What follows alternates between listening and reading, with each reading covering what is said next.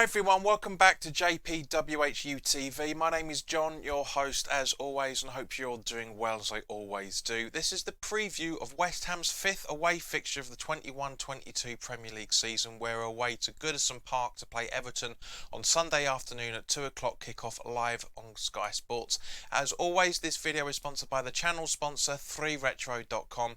Please click the link in the description below that will take you directly through to the West Ham section of their website.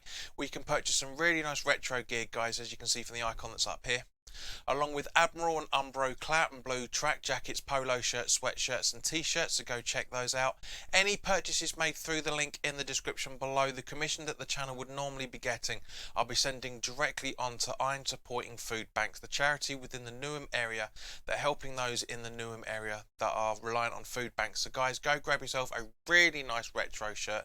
You'll be saving between 5 and 15 quid depending on what you're purchasing in comparison to the club shop, and you'll be helping those that are less fortunate than you and I. So let's talk about the officials for this game first off. The referee is Stuart Atwell.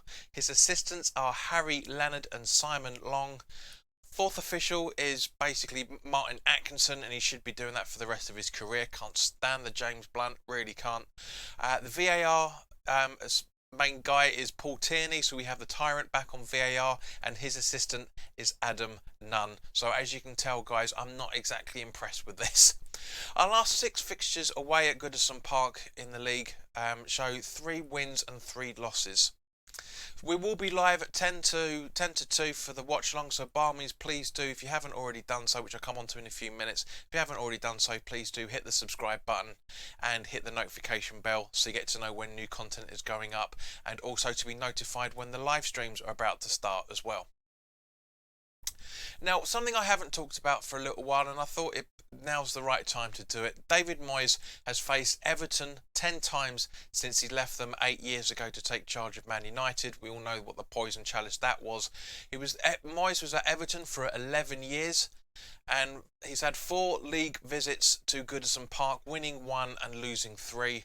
That win was, of course, that 1-0 Souček header on the 86th minute back in January this year, and it was very, very good to see that. Absolutely loved that performance from him.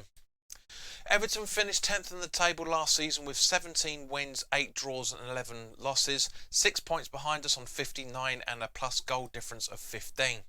After 7 games so far this season, they're 5th in the table with 4 wins, 2 draws and 1 loss. Last season, at home, they won 6 games, drew 4 and lost 9, scoring 24 goals and conceding 28, averaging a 1.16 points per game and a 1.26 goals per game. They also conceded an average of 1.47 and a 2.7 match goal average. Goal line, I should say. 16% clean sheets of all home games. That's pretty much just over 3 games last season. At home, they kept clean sheets, and they failed to score in 26% of the home games. So basically, just 5 games out of 19 they failed to score in last season. And also last season, they averaged 48% possession and averaged 12 shots per game, and they had an 11% conversion rate. They won 2 penalties in all home games and conceded just 1 penalty. So we all know how difficult Everton are to play against. This season is no different in any shape or form. So far they have won all 3 home games, scoring 8, 4 from open play, 2 from set pieces, and 1 each from the spot and counter attack respectively. They've conceded just 2 goals, 1 from open play and 1 from a set piece. And as such, if you're a betting person, I was going to say betting man, but it's not just men that watch these channels, even though it is predominantly male for my channel. If you're a betting person, they have the home advantage of 43%. As it pretty much stands, with an average of 49% average possession per game. 41% of their touches have come in, no surprise, from the left-hand channel, 39% down the right, and as usual, like it is with all Premier League sides, most of the game is won or lost in the midfield. You know, it's the same old story. Wing attacks, left, right, and centre. It always is. Most of their attacks, however, 77% are down the middle, 13% in the 6-yard box and 54% in the 18-yard box.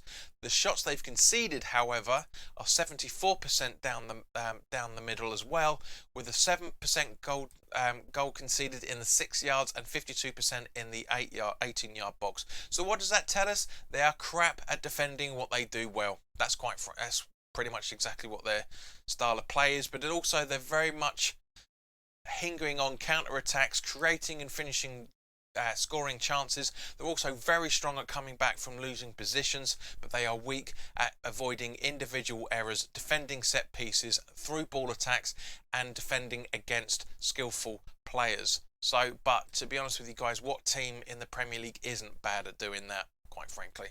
But we have some skillful players in our side, which we'll come on to in a few minutes, and as a result of that, it could be very, very good game. So look forward to seeing you guys on Sunday afternoon as we do the watch along. Last season, their highest goal scorer again was no surprise of Calvert-Lewin with 16 goals. A lot of people probably will be surprised at that, but for those that have been paying attention to the England forward, that's last season or the last couple of seasons, it's no surprise in any shape or form. Behind him is Richarlison with 7 goals and 3 assists, and Digne was their highest assister last season with 7. Now, players to look out for, other than the guys I've already just mentioned. Guys, you know what's coming. The player that I've been wanting for the last 5 to 6 seasons now, ever since he made his debut for Leicester when Leicester won the league. Demarai Gray, unbelievably good talent. I'm so surprised we've not been keeping tabs on him at all. So far this season, he's got 3 goals and 1 assist. Former Spurs and Palace player, of course, Andros Townsend's got 3 goals and 2 assists, and Doucouré's on 2 goals and 4 assists. Players we really need to be looking out for. To be honest with you guys, like it is with most of the players in the Premier League nowadays, all of the sides are they've got a lot of quality. Everton, they always have done. They not always delivered to that, shall we say, but they've always had a lot of quality. PremierInjuries.com, as of the time of this recording, shows just 1 long-term injury, which is to Fabian Delph from a shoulder injury. Calvert-Lewin and Seamus Coleman are 50% chance of returning due to their individual injuries, I should say. I'm not really sure what it is. Gomez has a calf injury. Richarlison is with a knee injury, and those two are also 50% chance of returning. Iwobi is 75% chance of returning for this fixture from a little problem, apparently. And Digne is, at the time of this recording, currently 50% chance of returning, as he is being assessed for a tight hamstring. There are also doubts over centre-back starter Mina in the starting 11, as he is in the Colombian squad, and they play, if you're watching this on YouTube, they play tonight in their World Cup qualifier, or if you're watching this on Patreon on Wednesday, tomorrow night, or if you're watching this on Friday, last night. Depends when you're watching it. Now, just turning to the you guys, over the last 4 weeks, we've had 714 returning viewers, which is fantastic news. 3,200 views, which basically means 42% of you guys that are unsubscribed. So if you are haven't already done so, then by all means please hit the subscribe button, because at least 1,300 people aren't subscribed that have been watching this channel. So please do subscribe. We are so close to hitting the 2,000 mark. We are literally at where are we? 47 at the time of this recording. So guys, please do subscribe. It was good to see that Antonio withdrew from international duty for Jamaica, basically because he was on burnout more than anything else. Southampton withdrew due to his groin injury picked up from the Matic tackle in the League Cup. And also, but he's a 50% chance of returning for this fixture, and Fredericks is a 75% chance of returning from his similar groin strain that he picked up in the build-up to setting up Lanzini in that League Cup victory over Man United at Old Trafford. Now, just quickly talking about the Brentford loss, it was very disappointing from many points of view. More to do with the fact that now that we came out a few days later that Soufal had a groin injury, it's understandable, I should say, why he played the way that he did in the Brentford game. A good performance from some of the players, a bad performance overall. But, as I said at the time, and I still maintain this now, Brentford were the better side. They were more organised. They were well rested. It was just they just outplayed us, quite frankly. Now, as always, guys, this brings us on quite nicely over to the starting 11.